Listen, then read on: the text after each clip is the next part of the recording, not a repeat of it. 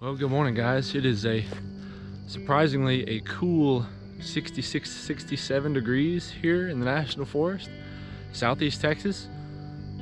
Prime day for getting out late summer and doing some scouting. Worked a night shift last night, so we're gonna sacrifice sleep today to squeeze in a half day of scouting. Summer season's coming up, so as you might be able to tell, I'm actually on a pipeline. Now, a lot of people shy away from pipelines, especially bow hunting or especially on public land in the National Forest, for good reason during gun season. Once gun season comes in, this is gonna get hit, but this thing offers a ton of information that a lot of these big woods behind me are not gonna give you. First of all, here on these pipelines, you're gonna find patches of a lot of browse. I mean, this is basically like a giant food plot when it doesn't get mowed. You just gotta find out what the deer are feeding on in which pockets. And one thing that we're already finding pockets of blackberries, beautyberry grows in scrub oaks along the edges of the pipeline. And sometimes it's perfect for an observation sit. If you can just catch that buck that seems to be comfortable with what he's doing, you might get lucky. It's just as good as odds as anything else. So we're out here checking out the oaks, checking out the acorns up in the trees, which really honestly so far is not looking good, just due to that freeze last year.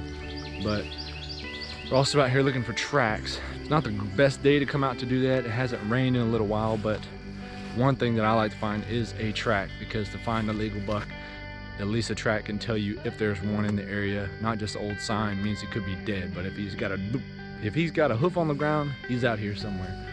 So a couple things we're gonna be looking for. Scouting this pipeline, we're gonna go to one other area, but we're gonna look for some pockets. Pipelines also hold drainages. They often have low spots with water that can be a spot to hit. So a lot of variety to offer here on a pipeline. I wouldn't necessarily shy away from it. Sometimes early season it can be money, and you get in here before the pressure hits and get out, and you might beat them to the punch. So I'm gonna get down here. We got about 600 yards to go to the spot that I wanted to get to. Do see some boot tracks, so we'll see if the boot tracks run out before we get to the area we want to go. Yeah, doe tracks all in this little crevice down here. That's the thing, pipelines are known for a lot of grasses, a lot of water holes, a lot of deer. Well, there's a water oak back up there a little ways. It had nothing on it. This is a red oak, and it just looks bare. Now the red oaks are going to drop every other year, so there may be some that miss the freeze, and they'll drop. But maybe if one of these that you can find that's going to drop, maybe it'll be money. Just walking along here, kind of trying to spot some of these oak trees along the way. Checking for tracks. Like I said, not the best decision to come check for tracks today. It's pretty dry, but looks like there's a lot of old tracks. Not getting anything too exciting just yet though. But we're fixing to barrel off in the woods here in just a little bit. There we go. Now we're getting somewhere. Don't know if that's going to be a 13-incher, but it's a start. It looks like he's coming out of the big side over there. There's not much vegetation right here, but there's a little pocket of blackberry over here. We're also right here next to this ditch, and this is probably where we're going to hop in and go check it out a little bit. And you can notice how the vegetation's all thick around there. That's the only place I'm going to bow hunt on these pipelines. Then you're gonna kind of work your way back in, see what you can find. Sometimes nothing, sometimes something. Well, just as I finished doing that interview on that buck track, jumped a deer right out of here and took off out into there. And that's the other thing, they'll come out here in bed, at least in the morning, for a few, maybe an hour before that sun gets too high, in little pockets like that. And then they'll go off in the woods somewhere, but it hopped up over that way, so we might have to go in there and take a look. So a lot of these times in the National Forest, you want to go walk these creeks, but they're usually really steep drainages, and this is a lot of what you get. Now they can be great for access, but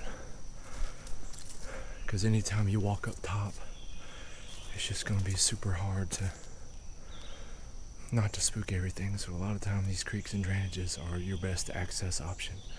These sandy bottoms like this. Now if this thing's flooded, you ain't going anywhere. But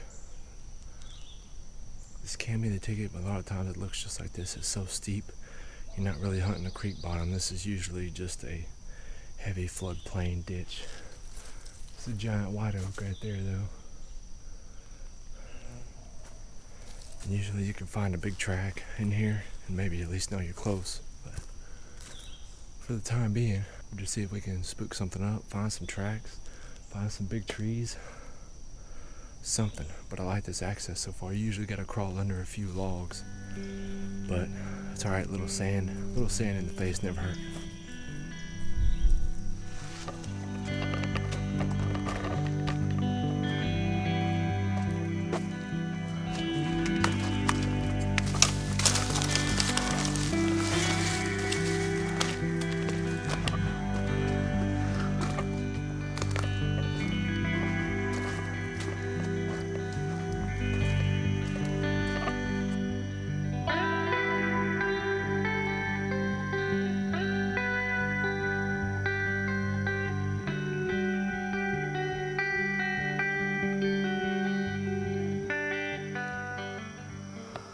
Finally made it across this creek, and there's a gradual little ditch right here.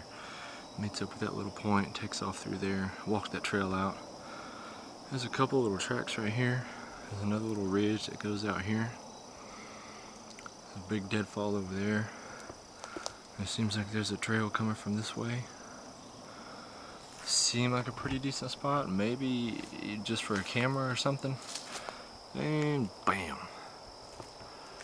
This is an old pop-up blind. I don't know how old, but I don't think it's terribly old. It's got pine needles and stuff on it, but it doesn't look like the oldest thing you ever seen. Kind of looks like a trail coming out through here. We're gonna walk that out. But this kind of goes up on a hill, and there's a lot of pine plantation, a lot of browse, but all of the bigger oaks are down the hill and on this side of the creek. So if we get oak trees, that could be something to look for. So bed high, come low in the evening. Whenever all the wind and thermals start dropping down here, they'll get up and come down with it and make their way in and around this creek. It's interesting though, just when you think you can get away, bam, running into people signs. So that means we got to keep going.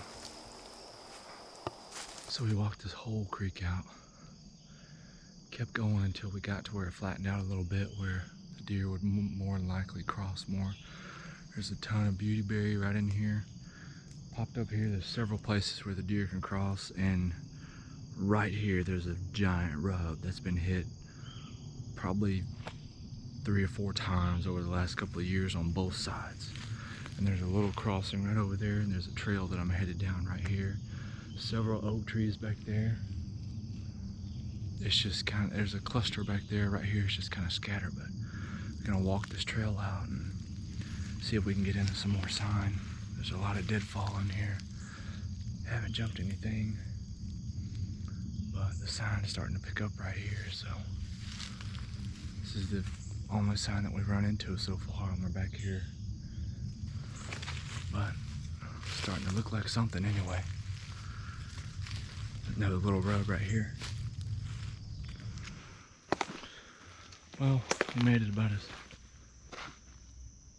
far back as we wanted to, and found some okay stuff. But basically everything out here is going to be just okay.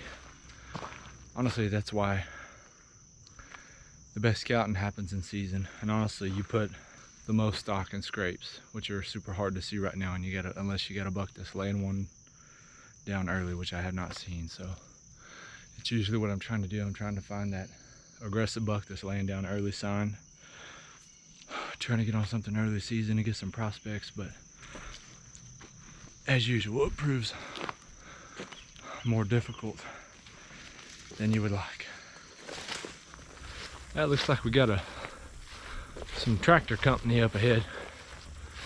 Maybe he'll give us some insight when they're gonna mow this thing. Looks like he might be mowing right now, unless he's doing something else.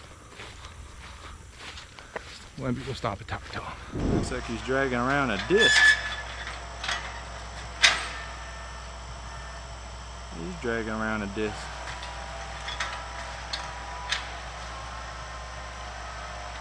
Try to figure out what's going on over here. A couple guys up there at the truck. Maybe we'll go get some intel. What y'all working on? It's like you disking it up? Yeah, we're putting in the food plot. Oh, really? Yep. Place gets 600 a year. Oh, does it? Are y'all work for the forestry department or? I'm with Forest Service. Keith's with Texas Parks and Wildlife. Okay. Yeah. How much do y'all plant right here? Or well, we're gonna plant just from pole to pole here. We usually go further, but we're supposed to get like 6 to 8 inches of rain early next week. It's supposed to rain a lot. So unfortunately they've been having some real bad erosion issues with the road down there. Yeah, man. I came from way down there. Yeah, probably the power line 1,000 yards. A couple hundred G's into this road every year. Oh, really? Yeah, they just keeps washing out, so they kind of want us to stick away from that. So yeah, it gets kind of ugly down there, but it's something. What do y'all normally put in? How do y'all normally do it? This is my first year doing it, so I mean, yeah? I don't know a ton. We're putting in some different pea mixture, some winter oats, a bunch of fertilizer. Yeah. And then just pole to pole, you said, huh? Oh, really? Yeah. You said right here, just kind of pole to pole? Yeah, we're just gonna go pole to pole here. We put them in here and there around the forest. That's cool. I've never been out here when y'all were working one in. Yeah, it's been a while. Pretty cool. Right here by the access, though, man. It's good. You put one away down there. Well, I mean, we're in the tree business. We don't really have a ton of spots that we can throw food plots in. So. Right. Yeah. But it's with the WMA being a partnership between Texas Parks and Wildlife and the Forest Service, we do what we can. Yeah. So. That's pretty good. I always wondered, because I mean, I've been hunting out here for a little while now, but. So did y'all catch that? They are putting in a food plot on the pipeline. I kind of got excited, but I was like, man, this is on the pipeline and it's right by the access road. And I asked him about it and he was like, yeah, having a lot of erosion problems further down on the lines, and we really can't get anywhere else, so we're just gonna put one right here. So, considering, and they're gonna do fertilizer, seed, the whole works. They're not just counting on regrowth or anything. They're mowing and disking. But that thing is right by the access road. I'm glad to hear they're doing it, when they're doing like 3 acres. So it might be something to work backwards on and hunt back to the woods, but that thing's gonna get hammered. Maybe somebody watching this video will find it. But that was pretty cool. It's good to hear that they are doing things like that. He said they plant a ton every year, and I've never seen it. I don't know where, unless they do it on the pipelines, and I'm usually never hunting them. And that's just why I don't normally see them. But anyway, pretty cool. There you go. That made the whole day right there. Talking to him, Forrester, who just moved down here from Montana, working with Texas Parks and Wildlife and the WMA, doing control burns, doing some TSI, putting in a food plot. Starting to sound like the Midwest around here. Well, we're late as usual, so we got to get on to the next spot. So let's go. That's not something you see around here every day. Right in the front yard. That's pretty cool, though. She got a little yearling with her. Right out in the middle of the day. There you go. Figures. Well, we just pulled up to a spot next to the National Forest. There's a tiny little sliver of private land right here, and I'm fixing to go ask these folks permission if they mind if I park here during season and cross over. There's a huge chunk back here that you can't get to unless you cross through private or you come from way away. So, talked to one neighbor. He said he was okay with it, but it's not his property. Got to talk to them. So, but at least the car would be. They would know the car and know the face. So. Let's go see how this works out.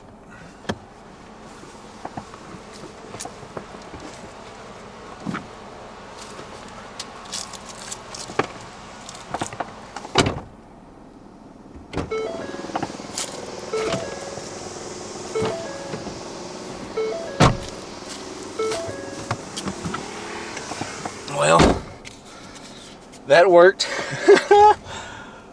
Oh, that is so awesome. Where's my hat?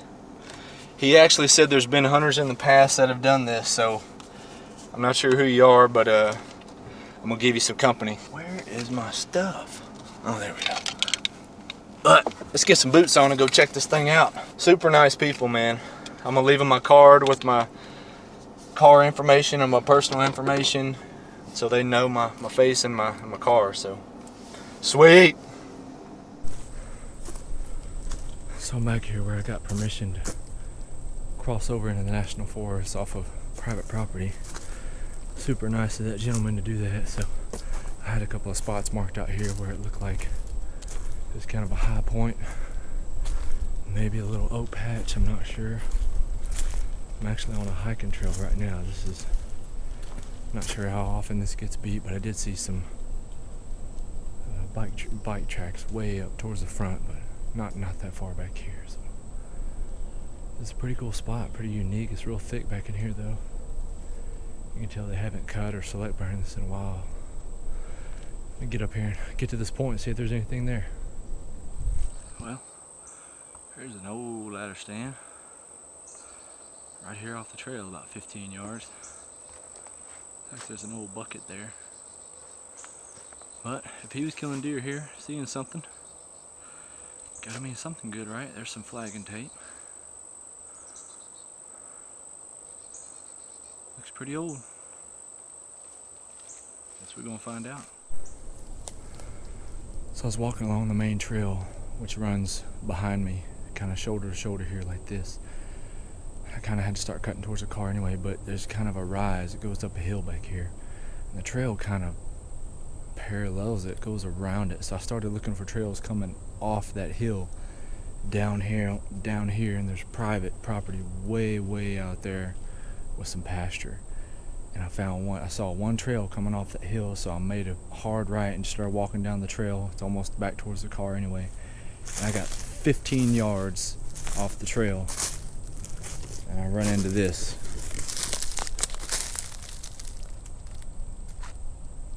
It's a pretty good rub. Looks like he hit it probably 2 years in a row, and that thing looks about dead. So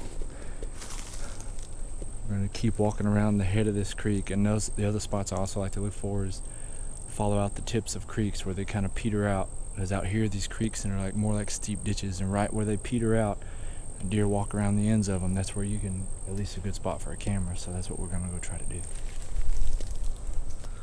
The trail didn't come down to the head of the ditch like I'd hoped. It wasn't as easy of a walk around. It's still a pretty good ditch that runs on. I don't have time to go out there that way, so we're gonna try to follow the trail, see if it starts heading out of here. Pretty cool spot, but it sure is thick in here. I gotta get out. Well, I apologize. There's gonna be some road noise, but I got caught up talking to that landowner that let me cut in through his property. Super nice guy. Just before I left, he came out, wanted to talk for 15-20 minutes, told me about deer he sees, told me about a couple bucks that have been cutting through his property. So that gets me jacked up. He kind of gives me some idea on what's going on, and he wanted to know about what I saw. You know, asked me if I like to hunt hogs, and he said he can't stand the hogs. I said, I can help you with that.